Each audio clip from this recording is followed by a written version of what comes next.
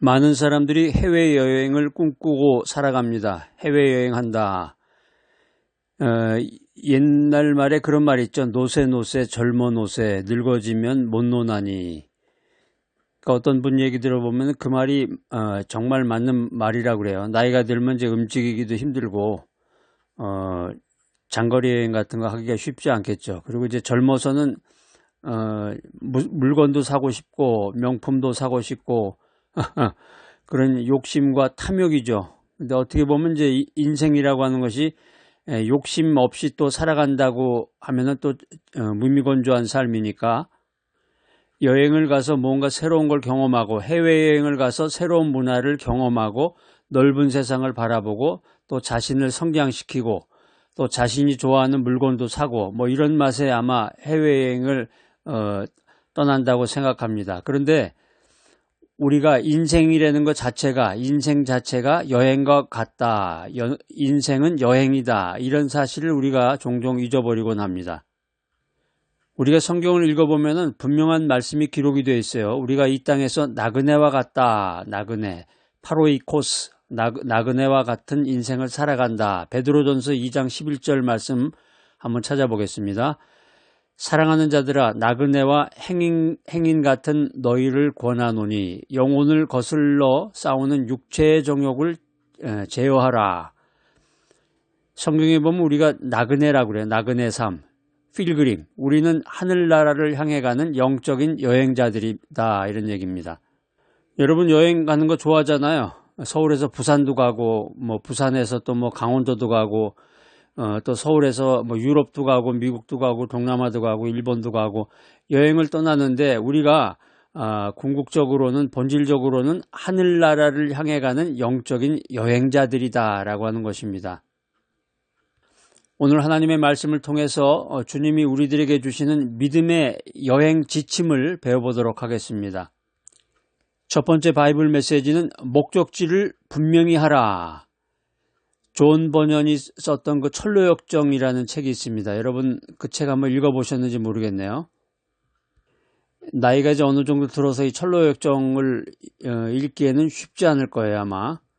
이게 이제 만화로도 나와 있고 만화 영화도 있고 어릴 적부터 이제 교회 다니셨던 분들 아마 그런 경험이 있는 분도 있을 거예요. 철로역정 이제 연극도 보고 뭐 선생님의 이야기도 듣고 그랬던 기억이 날 텐데 이 존 버년이 썼던 책 철로역정에 보면은 한 순례자가 천국을 향해 가는 그 이야기가 나옵니다. 이 순례자가 길을 가면서 뭐 여러 가지 유혹도 받고 시련을 겪지만 결국에 가서는 목적지를 잊지 않고 마침내 도달점에 끝까지 가서 목적지에 도달할 수 있었다라는 말로 이야기가 책이 종결이 됩니다. 우리도 인생을 살 때 하늘나라를 향한 확신을 가지고 살아야 한다는 것이죠. 빌립보서 3장 20절 말씀입니다. 오직 우리의 시민권은 하늘에 있는지라 거기로부터 구원하는 자 곧 주 예수 그리스도를 기다리노니. 여기 이제 시민권이라는 것이 폴리튜마인데 국적, 소속된 나라를 의미합니다. 이제 여러분들이 가지고 있는 그 한국 여권, 그 한국 여권을 가지고 세계의 모든 나라를 다 여행을 할 수가 있는데 그 서열로 보면은 그게 아주 굉장히 한국 여권이 상위권에 속한다고 그럽니다. 그 전에 어떤 통계에 보니까 3위권 안에 드는 것 같아요. 한국 여권을 가지고 전 세계를 여행할 수 있는데 어떤 나라가 제일 많은 나라를 갈 수 있느냐. 그 가운데서 한국 여권이 차지하는 비중이 아주 굉장히 높더라고요. 그러니까 한국 여권 잊어버리면 안 되죠. 그래서 얼마 전에 이제 트럼프가 해외에서 미국으로 와서 미국 시민권을 받기 위해서 이제 영주권을 받아야 되는데 돈을 내면 영주권을 준다. 자격이 되는 사람에게는. 그래가지고 그 가격이 뭐 거의 10억 가까이 되는 모든 걸 통틀하면은 어마어마한 그 돈을 제시했는데 그 돈을 내고서도 미국 시민권을 받으려고 그런 사람들이 뭐 줄을 섰다고 그럽니다. 오늘 말씀에 나오는 기다리노니 이 말씀은 이제 간절한 소망으로 기다린다는 의미가 있습니다. 우리들이 여행을 떠나는데 해외여행 떠나는 거야. 비행기 타고 하늘나라 가듯이 하늘나라가 우리의 궁극적인 목적지다. 이런 생각을 가지고 인생을 살아야 되겠습니다. 여행을 떠날 때 목적지가 있잖아요. 내가 해외여행 떠났는데 한 팀이 해가지고 이제 인솔자가 인솔을 해서 가는데 어느 나라로 간다는 그 비행기 도착점이 있잖아요. 여기 비행기를 출발해가지고 독일의 무슨 공항에 도착을 해서 거기서 또 여행을 하고 또 어디로 가고 이렇게 목적지가 분명하듯이 인생도 하늘나라를 바라보면서 살아야 한다. 하늘나라가 우리 인생의 궁극적인 목적지이다라고 하는 것입니다. 자, 오늘 두 번째 메시지는 길을 안내받으라. 한국에서 이제 유럽이나 미국 여행을 가게 되면은 대부분 거의 99.9%는 이제 단체 여행을 하게 되죠. 그 여행사를 통한 여행을 가게 됩니다. 대부분은. 그러면 이제 거기에 그 인솔 팀장이 있고 그 인솔자 가이드의 그 지시에 따라 가지고 이리 갔다 저리 갔다 이렇게 하게 되는 거죠. 예를 들면 이제 프랑스의 루브르 박물관 같은 데 들어가면은 뭐 정신없어요. 거기 뭐 줄이 뭐 말도 못하게 줄이 서 있어. 그래가지고 그 줄을 이제 기다리고 있다가 들어가면 그 안에 사람들이 뭐 어마어마하게 많기 때문에 그 인솔자가 얘기를 합니다. 자기의 안내를 받으라고. 그래가지고 몇 분까지 어느 장소로 오세요. 몇 분까지 어느 장소로 오세요. 왜 그러냐면 그 많은 사람들이 같이 가면서 구경하기가 힘들거든. 그러니까 이 가이드의 지도 없이 자기 멋대로 마음대로 갔다가는 길을 잊어버리는 거죠. 거기서 길을 잊어버리면 거기서 뭐 먹고 자고 할 수가 없으니까 가이드의 도움을 받아야 우리가 여행 목적지에 도달할 수가 있는 것입니다. 우리 영적인 사람, 하나님 중심으로 인생을 살아가는 사람들은, 기도하는 사람들은 하나님의 말씀이 우리의 가이드예요. 하나님의 말씀이 우리의 가이드와 같은 거예요. 그러니까 말씀을 따라가지 않으면 인생에서 길을 잃어버린다. 이런 메시지를 우리들에게 전해주고 계십니다. 시편 119편 105절 말씀 한번 읽어볼까요? 주의 말씀은 내 발의 등이요 내 길의 빛이니이다. 여기 이제 등하고 빛이 나오는데 등이라고 하는 것은 이제 손에 들고 가는 작은 등불을 얘기하는 것인데 인도하는 불빛이죠. 빛이라고 하는 것은 멀리까지 비추는 밝은 빛을 얘기하는 건데 길 전체를 인도하시는 하나님의 뜻을 상징하고 있습니다. 내 발의 등이요 내 길의 빛이니이다. 이렇게 점진적으로 작은 것부터 해가지고 큰 것을 문학적인 기법을 해가지고 아주 잘 표현한 시편에 있는 말씀입니다. 그러니까 우리가 성경 말씀 읽고 성경 말씀 암송하고 성경 말씀을 늘 친숙하게 가까이 하면 우리가 무슨 글을 쓴다든가 책을 읽거나 할 때 굉장히 이게 속도가 빠르고 또 남들보다 더 전문적인 글을 쓸 수가 있겠습니다. 하나님의 말씀은 우리가 여행을 인도하는 지도와 같다, 가이드와 같다. 우리는 매일 성경을 통해서 바른 길을 찾아야 합니다. 오늘 세 번째 바이블 메시지는 짐을 가볍게 하라. 여행을 떠나려면 짐을 가볍게 하라. 여행 떠나신 분들 한번 얘기해 보세요. 사연을. 여행 떠나기 전에 이제 짐 싸잖아요. 짐 싸는 일이 이제 즐겁기도 하지만 조금 지루하죠. 뭐를 넣을까, 여기를 넣을까 하다 보면 자꾸 짐이 늘어나고 그래서 이제 집에서 이제 부부가 같이 짐을 싸다 보면 서로 잔소리를 하죠. 짐 빼라, 가볍게 해라. 짐은 가볍게 해라. 그 말이 이제 사람들에게 많이 회자되는 말인데 짐을 가볍게 해야 여행길이 가볍고 불필요한 거 가져갈 필요가 없는데 어떤 분은 보면 이제 경험이 없거나 그런 지혜로운 말을 듣지 못한 분은 그냥 한 보따리 산더미처럼 짐을 가져오는 거예요.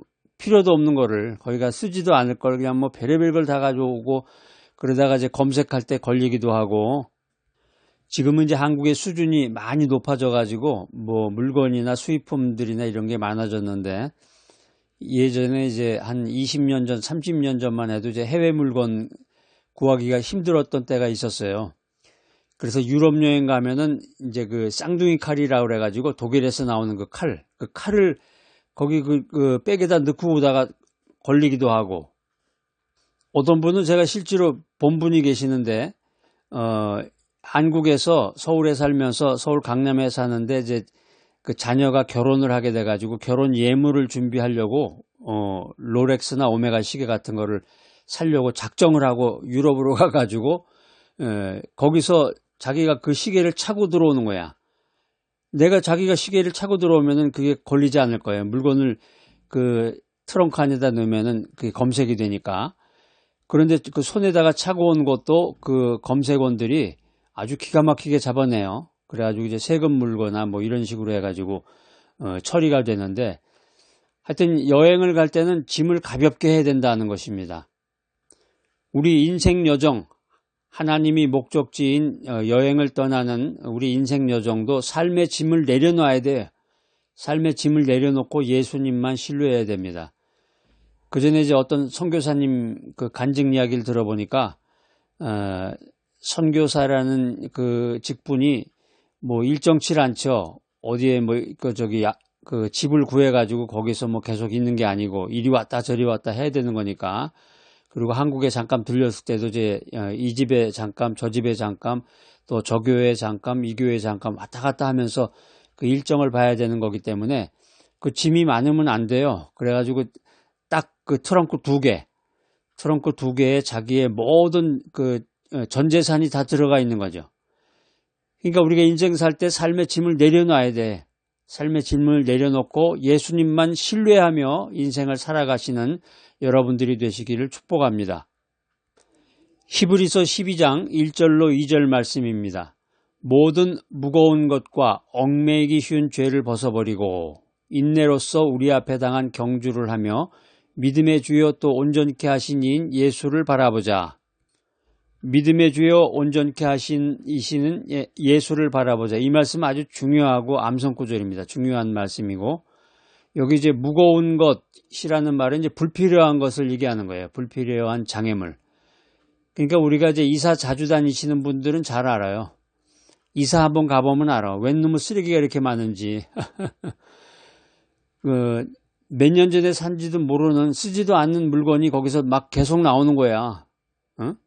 그 이삿짐 실는데 계속해서 쓰지도 않고 이게 내가 산 건지 안 산 건지도 모를 그런 것들이 불필요한 거죠. 불필요한 장애물. 이런 것들이 나의 짐입니다. 얽매이기 쉬운 이 말씀은 쉽게 빠질 수 있는 죄를 의미합니다. 여행을 할 때는 가급적 불필요한 짐을 줄여야 자유롭다 하는 것입니다. 우리 인생길에서도 죄와 걱정을 내려놓고 온전히 주님만을 신뢰하는 인생을 살아가야 되겠습니다. 자, 오늘 저와 함께 같이 인천공항으로 나가요. 해외여행 떠나는 겁니다. 믿음의 여행을 떠나라.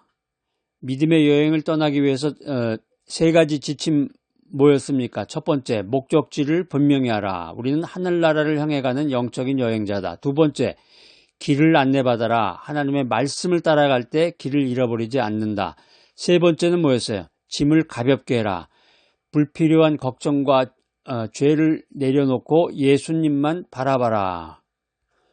자, 오늘 귀한 메시지 들으시는 여러분들 여행길 평안하신가요? 하늘나라를 바라보며 오직 믿음으로 살아가는 귀하고 복된 여러분 모두가 되시기를 축복합니다.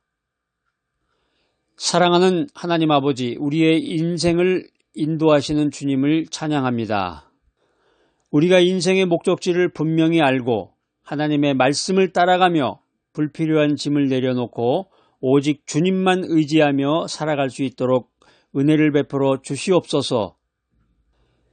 믿음의 여정을 끝까지 달려갈 수 있도록 은총을 베풀어 주시옵소서. 예수님의 이름으로 기도드립니다. 아멘.